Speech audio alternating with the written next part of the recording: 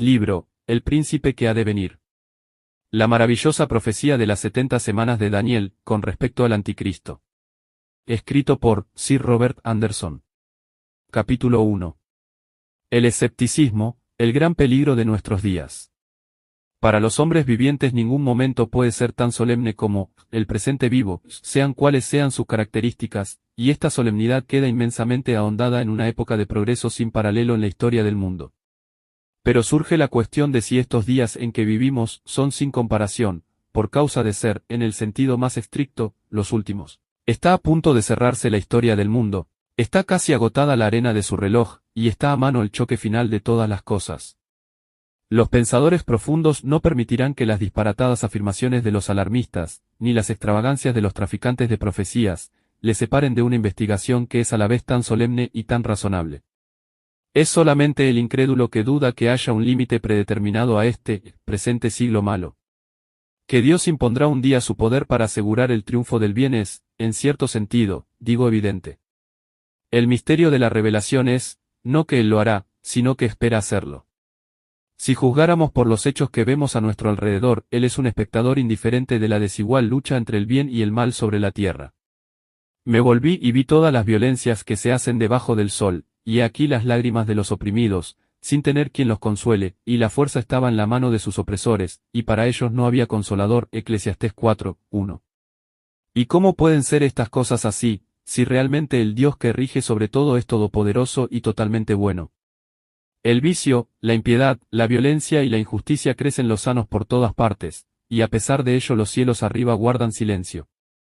El incrédulo apela a ello como prueba de que el Dios de los cristianos es tan solo un mito.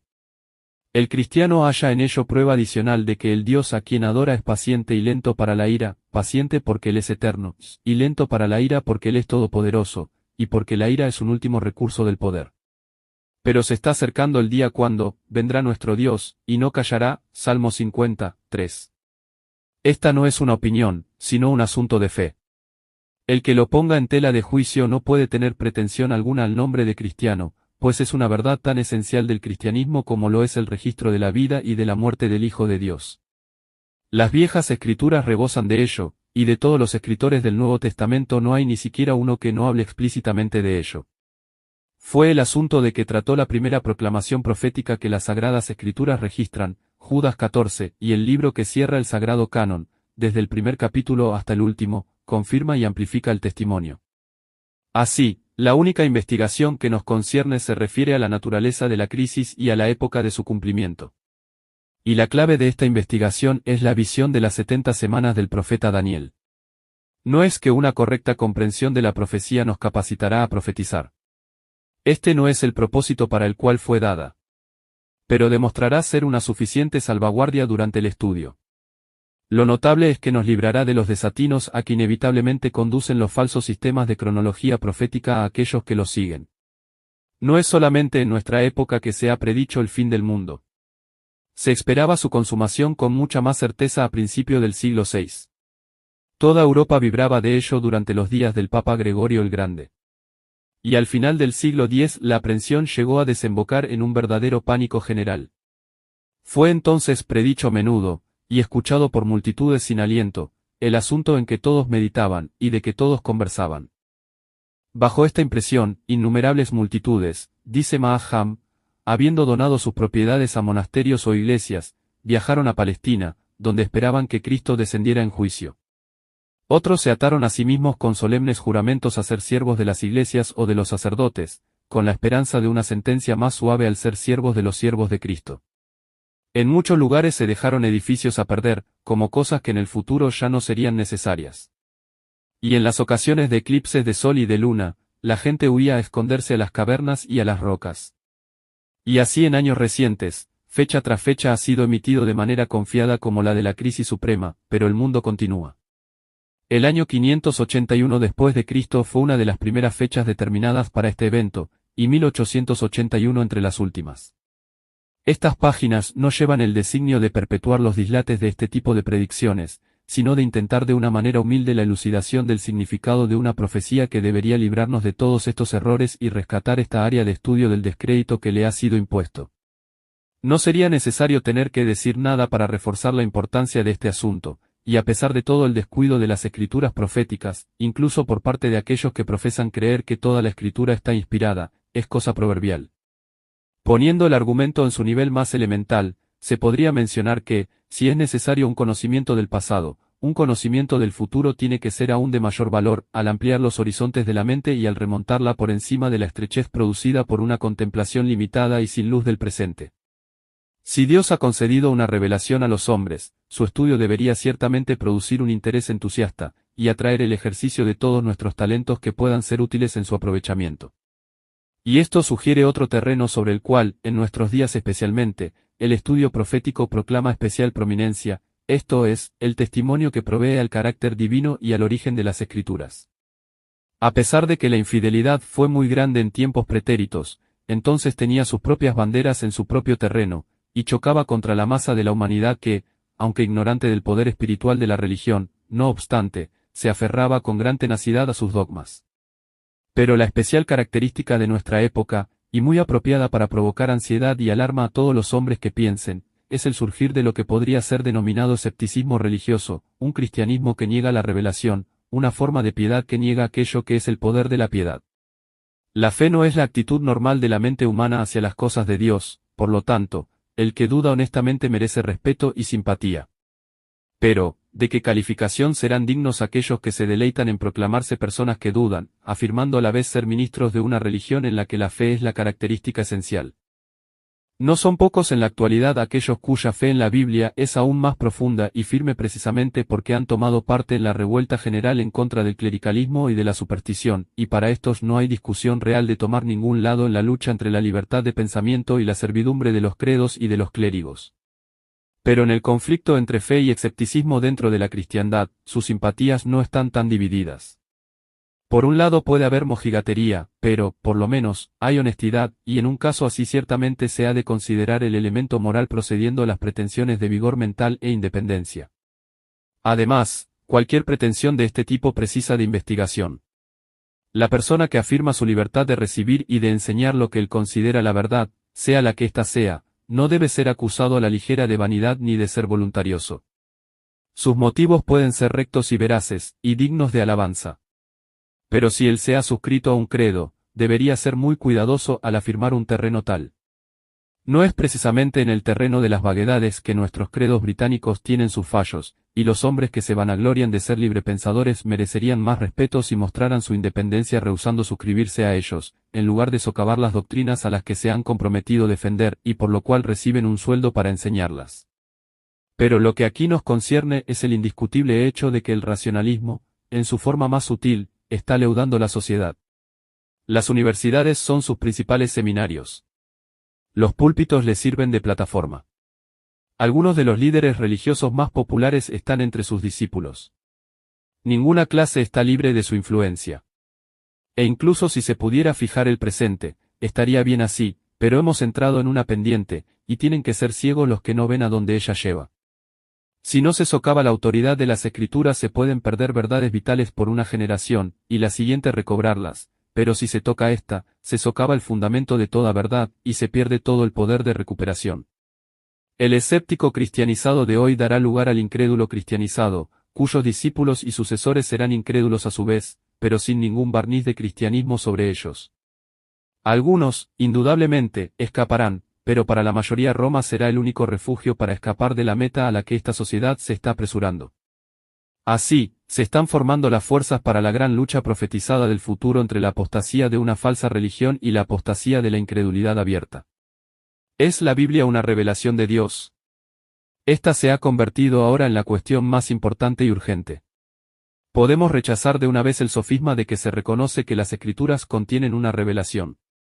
Es que el sagrado volumen no es mejor cosa que un tambor de lotería del que se sacan premios y pérdidas al azar, sin poder distinguir entre ellos hasta el día que el descubrimiento habrá llegado demasiado tarde. Y en la fase actual de la cuestión no es menos sofisma aducir que hay pasajes, e incluso libros, que pueden haber sido introducidos erróneamente en el canon. Rehusamos someter las sagradas escrituras a los tiernos cuidados de aquellos que la manejan con la ignorancia de los paganos y con el ánimo de los apóstatas. Pero para el propósito de la presente controversia podríamos consentir en dejar de lado aquello sobre lo cual la ilustrada crítica haya arrojado la sombra de una duda. Pero esto solamente serviría para allanar el camino a la verdadera cuestión que se debate, y que no es la de la autenticidad de una porción o de otra, sino del carácter y valor de lo que admitidamente es auténtico. Ahora estamos mucho más allá de la discusión de las teorías rivales acerca de la inspiración. Lo que nos importa es considerar si las Sagradas Escrituras son lo que ellas proclaman ser, los oráculos de Dios. En medio del error y de la confusión e incertidumbre que van en aumento por todos los lados, pueden las almas devotas y honestas volverse a una Biblia abierta, y hallar allí palabras de vida eterna. La actitud racional de una mente pensante hacia lo sobrenatural es la de escepticismo. La razón puede inclinarse ante los silobets y trucos del clericalismo, la voz de la Iglesia, como es llamada, pero esto es pura credulidad. Pero si Dios habla, entonces el escepticismo da paso a la fe. Y esto no es meramente una petición de principio. La prueba de que la voz es realmente divina tiene que ser absoluta y concluyente. En tales circunstancias, el escepticismo revela una degradación mental o moral, y la fe no es la negación de la razón, sino el más elevado acto de la razón. Mantener que una prueba tal es imposible es equivalente a afirmar que el Dios que nos ha hecho no nos puede hablar de manera que la voz lleve con ella la convicción de que es de Él, y esto no es en absoluto escepticismo, sino incredulidad y ateísmo. Dios tuvo a bien revelar a su Hijo en mí, fue el relato de San Pablo de su conversión.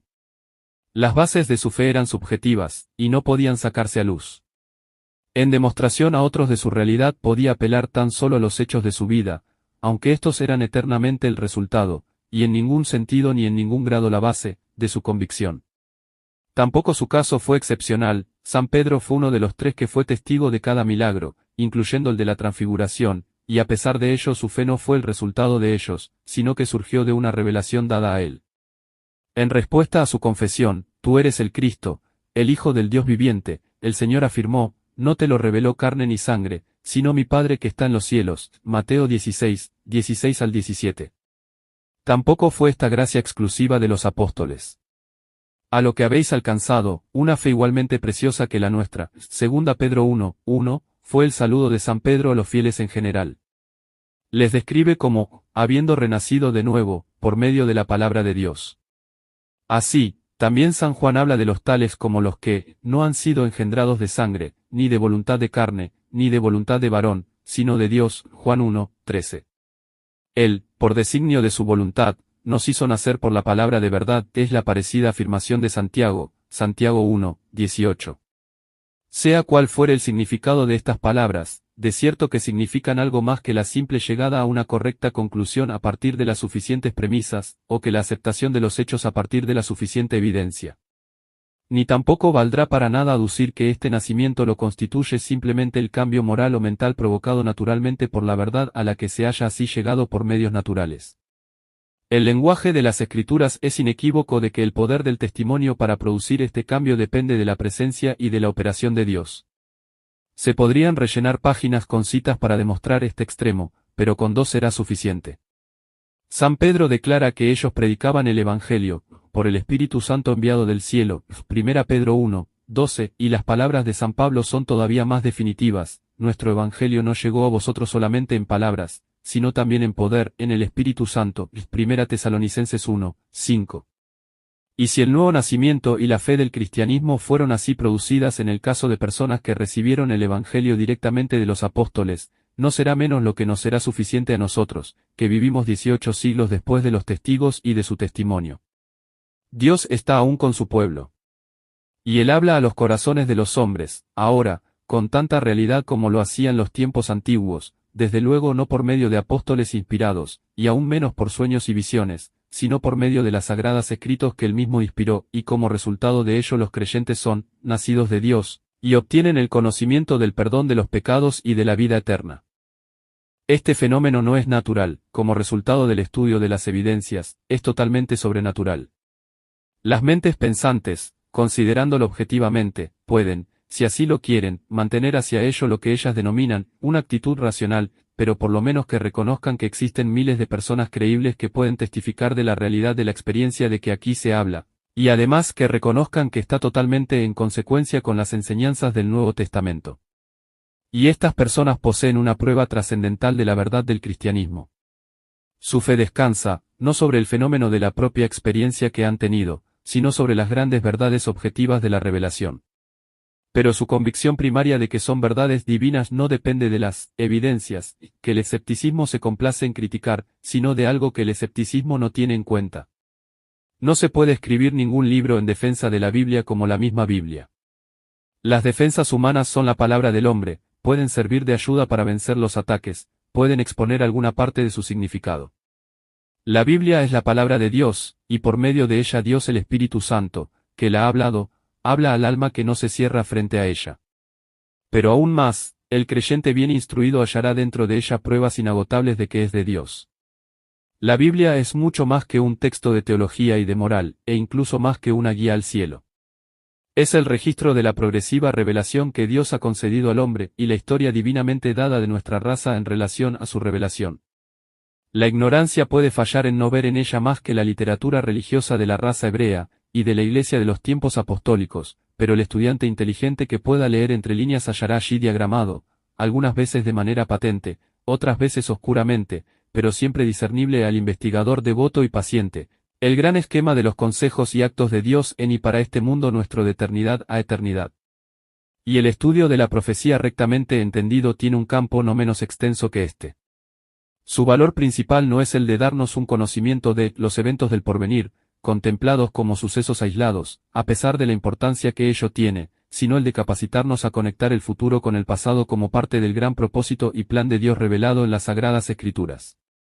Los hechos de la vida y de la muerte de Cristo fueron una abrumadora prueba de la inspiración del Antiguo Testamento. Cuando, después de su resurrección, él buscaba confirmar la fe de sus discípulos, comenzando desde Moisés, y siguiendo por todos los profetas, se puso a explicarles en todas las Escrituras lo referente a él, Lucas 24, 27. Pero se habían dado muchas promesas, y se habían registrado muchas profecías, que parecían haberse perdido en la oscuridad de la extinción nacional de Israel y de la apostasía de Judá. El cumplimiento de ellas dependía del Mesías, pero ahora el Mesías había sido rechazado, y su pueblo estaba a punto de ser entregado, y los gentiles podían ser admitidos en la bendición. Tenemos que llegar a la conclusión de que el pasado ha sido borrado para siempre, y que los grandes propósitos de Dios para la tierra han quedado frustrados debido al pecado del hombre. De la manera como los hombres juzgan la revelación en la actualidad, el cristianismo se encoge hasta llegar a ser un mero plan de salvación para individuos, y si se les deja con el Evangelio de San Juan y unas pocas de las epístolas se quedan satisfechos. Cuán diferente fue la actitud de la mente y el corazón mostrada por San Pablo. Desde el punto de mira del apóstol, la crisis, que parecía una catástrofe para todo lo que los profetas antiguos habían predicho acerca de los propósitos divinos para la tierra, habría un propósito aún más amplio y más glorioso, que incluiría el cumplimiento de todos ellos, y extasiado en su contemplación, exclamó: «Oh profundidad de las riquezas de la sabiduría y del conocimiento de Dios! Cuán inescrutables son sus juicios, e insondables sus caminos». Romanos 11, 33. El verdadero estudio profético es una investigación de estos inescrutables consejos, estas profundas riquezas de sabiduría y conocimientos divinos. Bajo la luz que éste da, la Escritura ya no es más una heterogénea compilación de libros religiosos, sino un todo armonioso, del que no se podría omitir ninguna parte sin destruir la plenitud de la revelación. Y aún así se desprecia su estudio en las iglesias como careciendo de importancia práctica. Si las iglesias están leudadas con escepticismo en este momento, su negligencia en el estudio profético, en este su aspecto más verdadero y amplio, ha hecho más que todo el racionalismo alemán para promover el mal. Los escépticos pueden vanagloriarse de poseer eruditos profesores y doctores entre sus filas, pero podemos desafiarles a que nos nombren a uno solo de ellos que haya dado pruebas de que conoce algo de estos más profundos misterios de la revelación. El intento de detener la inundación encrecida del escepticismo es vano. Lo cierto es que este movimiento es tan solo una de las muchas fases de intensa actividad mental que marcan esta edad. El reinado de los credos ha pasado. Han pasado los días, para siempre, en los que los hombres creían, sin suscitar dudas, lo que sus padres creían. Roma, en alguna de las fases de su desarrollo, muestra un extraño atractivo para las mentes de una cierta casta, y el racionalismo es fascinante para no pocos, pero la ortodoxia en el sentido antiguo ha muerto, y si algunos han de ser librados de estas tendencias, ello será tan solo por medio de una comprensión más profunda y más completa de las Escrituras. Estas páginas son tan solamente esfuerzo en este sentido, pero si son útiles en alguna medida para promover el estudio de las Sagradas Escrituras, su principal propósito se habrá cumplido. El lector puede así esperar hallar vindicada la exactitud de la Biblia en puntos que parecen de valor insignificante. Cuando David llegó al trono de Israel y fue a elegir a sus generales, nombró como jefes supremos a los hombres que se habían distinguido por sus actos de valor. Entre los tres más importantes había uno de ellos de quien el registro afirma que defendió un pequeño terreno lleno de lentejas, y que rechazó y derrotó a una tropa de filisteos, segundo Samuel 23, 11 al 12. Para otros esto hubiera podido parecer poco más que un campo de malas yerbas, e indigno de ser defendido, pero era muy precioso para el israelita, como porción que era de la herencia dada por Dios, y, además, el enemigo lo hubiera podido utilizar como base de futuras incursiones desde la cual conquistar fortalezas. Así es con la Biblia.